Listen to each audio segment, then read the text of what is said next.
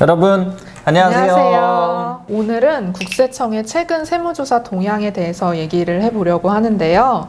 이게 국세청에서 얼마 전에 발표한 보도 자료입니다. 이 자료를 보시면 경제적 불평등을 야기하는 탈세행위들에 대한 조사를 집중적으로 하고 있는 것을 알 수 있는데요.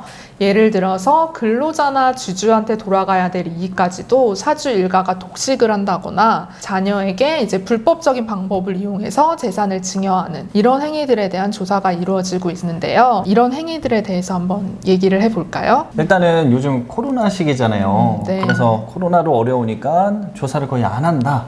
이런 소문들이 막 돌고 있어요. 그러다 보니까 주변 대표님들도 손세무사 요즘 코로나 시기 때 조사 안 한대. 그럼 어떻게 좀 이렇게 탈법적인 뭐 이렇게 우스갯소리 이렇게 하시는데 절대 안 됩니다. 정기 조사는 주는 건 맞지만 이런 탈법적인 부분에 대한 비정기 세무조사는 오히려 강화하고 있다라는 점을 아셨으면 좋겠습니다. 보도자료에 나와 있는 조사 사례들 중에서 먼저 고액급여와 퇴직금에 대해서 설명을 드리도록 하겠습니다. 고액급여라는 것이 어떻게 보면 사실 판단의 문제가 가장 빈번하게 발생되는 사례인데요. 왜냐하면 고액이라는 그 기준점이 없는 거죠. 얼마 이상이면 고액이고 얼마 아래면 고액이 아니다 라는 기준점이 없기 때문에 늘상 과세 당국과 납세자 사이에서 다툼이 일어나는 그런 쟁점입니다. 근데 그렇다고 하더라도 예를 들어서 누가 보더라도 경영성과와 무관하게 갑자기 임원의 급여를 대폭 올린다든가 작년에 회사가 결손이었어요. 네. 그렇게 어려운 와중에도 대표이사 연봉을 200% 상승한다던가 동일 직급보다 어떤 사유 없이 과다하게 지급한 경우 동일 직급의 이사 두 분이 계시는데 한 분은 이제 대표이사의 조카였던 거죠. 그래서 5천만 원 한 달에 5천만 원 네. 그리고 다른 이사는 열심히 일을 하는데 500만 원 이런 경우는 누가 보더라도 문제가 있다. 과다하게 지급했다라고 보고 과세가 된다라고 생각하시면 될 것 같습니다. 네, 맞습니다. 이제 고액 급여인지 여부를 판단하는 기준에 대해서 조금 더 자세히 설명을 드리자면 심판 내에서도 고액 급여인지 여부를 판단을 할 때 방금 세무사님이 말씀하신 것처럼 동종 업종이나 동일 직급의 다른 직원에게 그렇죠. 지급되는 급여 수준과 이제 비교를 해본다거나 아니면 그 해당 직원에게 지급한 급여의 증감 추이가 그 회사의 영업이익의 변동성과 연관이 되어 있는지 네, 이런 것들을 보고요. 또 추가적으로 그 직원에게 지급한 급여가 회사의 영업이익에서 차지하는 비중이 또 얼마나 되는지 이거랑 또 회사에서 계속적으로 지급할 수 있는 수준의 급여인지 이런 것들을 기준으로 해서 고액 급여인지 여부를 판단을 하게 됩니다. 다음으로 퇴직금 또한 마찬가지로 사실 판단의 문제가 많이 발생되는 쟁점인데요. 다만 퇴직금 지급 규정이 존재하고 그리고 그 지급 규정 내에 지급 배수가 적정하게 되어 있다면 사실 크게 문제될 건 없습니다. 늘상 세무조사 때 보면은 애초에 퇴직금 지급 규정이 아예 존재하지 않은데 퇴직금을 이만큼 줬다거나 아니면 지급 배수를 엄청나게 과도하게 설정을 해서 과도하게 지급을 했다던가 이런 경우에 문제가 많이 되는데요. 실무적으로는 통상 3배수까지 정도를 인정을 하는 추세이고 그런데 이게 이제 절대적인 기준이 아닌 것이 예전에 퇴직금과 관련된 조세 불복을 진행한 적이 있었는데 그 당시에 이제 유리한 18례들을 많이 검토를 하잖아요. 네. 그때 이제 검토 당시에 18례 중에서 하나는 무려 10배수까지 인정된 사례도 있었습니다. 되게 많이 인정받았네요. 그렇죠. 즉 이 말뜻은 정해진 한도가 있는 것은 아니고 각 회사의 상황과 그리고 어떤 사유가 있는지에 따라서 이제 판단이 된다. 라고 생각하시면 좋을 것 같습니다. 그리고 또 한 가지가 퇴직금을 산정을 할 때 기초가 되는 게 퇴직 직전에 3개월 동안 이제 지급한 그렇죠. 급여잖아요. 그래서 네. 이거를 또 이용을 해서 어떤 분들은 퇴직 직전에 퇴직금을 좀 많이 가져가고 싶어서 급여를 한 5배 정도 올리시는 거예요. 그래서 그런 잔머리들이 많이 네, 퇴직금도 네. 5배를 가져가시는 이런 분들이 이제 가끔 계신데요. 그런 분들이 이제 세무조사를 받게 된다면 난리 나죠. 네, 이런 퇴직금이 인정을 받지를 못하고 인상되기 직전에 급여로 산정한 이제 퇴직금까지만 퇴직금으로 인정을 받고 그 초과하는 부분에 대해서는 전부 다 부인당하게 돼서 이제 엄청난 세금을 내게 되는 그런 결과가 나오는 거죠. 맞습니다. 그래서 고액급여 퇴직금의 판단은 사실 이제 합리적인 사유가 있는지 없는지 무엇보다도 대표님 본인이 먼저 잘 아실 것 같으니까 이 부분을 꼭 유념을 해주셨으면 좋겠습니다. 이제 다음은 이제 세무조사를 할 때마다 꼭 확인하는 쟁점인데요. 뭐죠?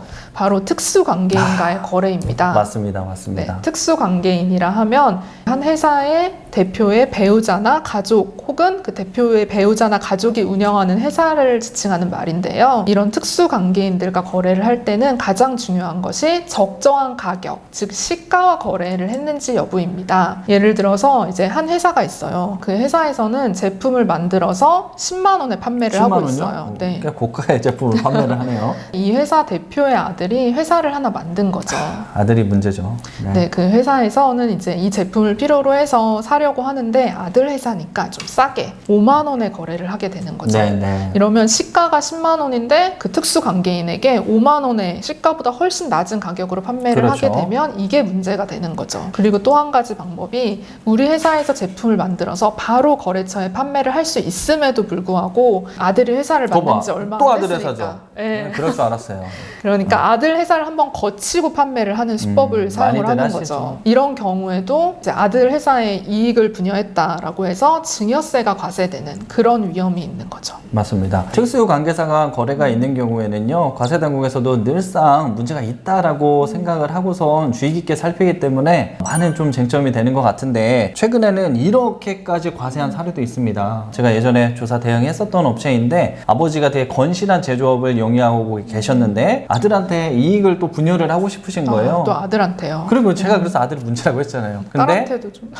딸도 계셨는데 어쨌든 다시 돌아와서 그 아들 100% 지분의 신설 법인을 설립을 하고 아버지 회사의 그 업무를 이만큼 떼어주고선 그리고 이제 대가를 수취했던 거죠. 그러다 보니까 과세당국에서는 노력 이런 것도 없이 그냥 갑자기 이익이 많이 나게 되는, 그래서 회사 가치가 올라가게 돼서 그 자녀의 부가 증가가 되는, 즉 부의 이전이 일어났다라고 판단을 해서 과세를 하려고 했는데, 이런 경우에 상증세법상 일감 떼어주기 규정이 있습니다. 근데 일감 떼어주기 규정에는 적용을 위해서는 가세 매출을 따져야 되는데, 거기에는 가세 제외 매출이 되는 게 있는데 그 중에서 중소기업 간 매출 거래는 가세 제외 매출이 되는 거예요. 맞아요. 네, 근데 안타깝게도 여기는 중소기업이었던 거예요. 그러다 보니까 과세당국에서는 증여세로 과세를 못하게 되는 상황이 발생이 된 거죠. 그래서 다시 이제 법인세법상 부당행위 계산 부인을 적용하려고 봤더니, 부당행위 계산 부인을 적용하려면 뭐가 있어야 돼요? 시가. 그렇죠. 기준 가격이 있어야 돼요. 이게 뭐 싸게 보냈는지 비싸게 보냈는지 모르니까, 근데 제3자 거래가 없으니까 이 가격이 적정 가격인지 모르는 거예요.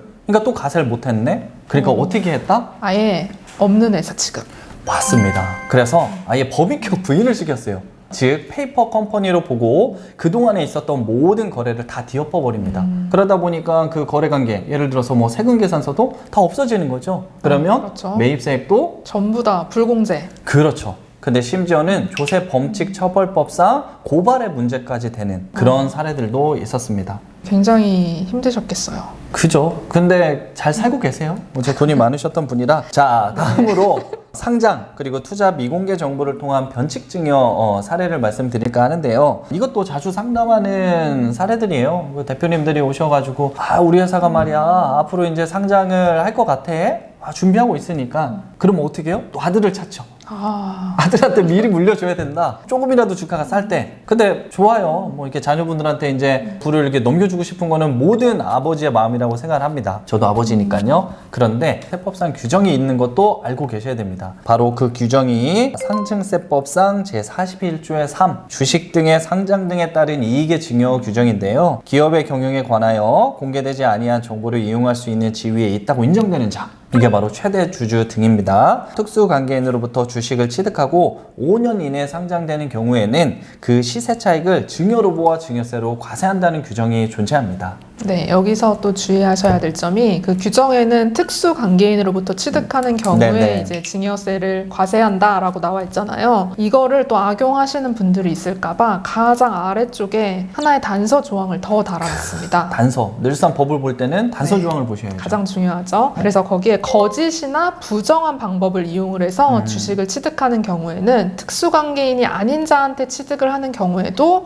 이 증여세를 과세한다라고 나와 있고, 또 이 경우에는 5년 이내 상장을 해야 된다는 기간 제한까지도 적용을 하지 않습니다. 기간 제한 없는 게 굉장히 중요할 것 같아요. 그래서 네. 꼭 이런 부분들을 생각을 하셨다가 계획을 짜시는 거를 추천을 드리도록 하겠습니다. 마지막으로 보도자료 조사 사례 중에서 기업 자금으로 최고급 아파트와 슈퍼카 등을 구입해서 조사가 된 사례들을 설명드릴까 하는데요. 뉴스에서 많이 네. 이슈가 되고 있죠. 그렇죠. 근데 저는 사실 좀 이해는 갑니다. 기업의 잉여금이 많이 쌓이는데 그거를 또 뭐 근로소득이나 배당소득으로 가져오게 되면 소득세가 과세가 되는 부분이 부담이 되다 보니까 기업의 비용으로 처리하면서 본인들이 좀 누리고 싶다라는 생각은 이해가 되는데 과세된 것도 그 부분을 너무 잘 알고 있는 거죠. 그래서 이미 법에 제재사항을 다 만들어놨다. 어떤 것들이 있냐면요. 사택, 그러니까 아파트를 예를 들면 아파트의 경우에는 법인세법 시행령 제50조에 이제 명시가 되어 있는데 주주이거나 출자 임원 및 그 친족에게 제공한 사택 제공은 전액 송금 불인정이 됩니다.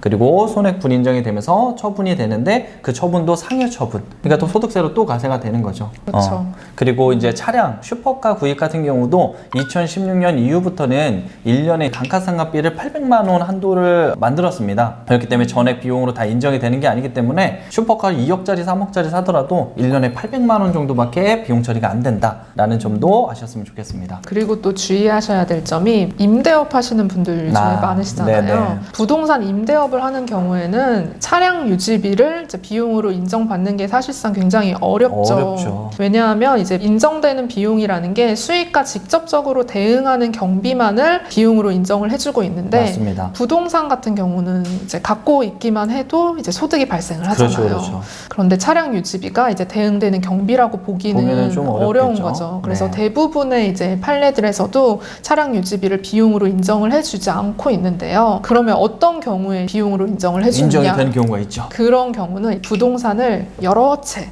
지역 곳곳에 가지고 계시는 거예요. 그렇죠. 이제 그런 분들은 이제 부동산을 관리하기 위해서 차량을 타고 이동할 필요성이 있는 거죠. 왔다 갔다 해야죠. 걸어갈 수가 갈 데가 없으니까. 없죠. 그런 경우에 한해서만 차량 유지비를 비용으로 인정을 해주고 그 외의 대부분에 대해서는 이제 인정이 해주지 않는 그런 것이 이제 조사 때 항상 문제가 될 수 있으니까 이 점도 꼭 유념해 주시기 바랍니다. 그리고 부동산 임대업의 경우는 1년에 감가상각비 한도도 반절밖에 안 되는 400만 원만 인정이 된다는 점도 참고로 생각해 주시면 좋을 것 같습니다. 이렇게 해서 보도자료, 세무조사 동향에 대해서 살펴보았는데요. 앞으로도 이런 세무조사 재미난 얘기 가지고 찾아오도록 하겠습니다. 슬기로운 절세생활 되세요.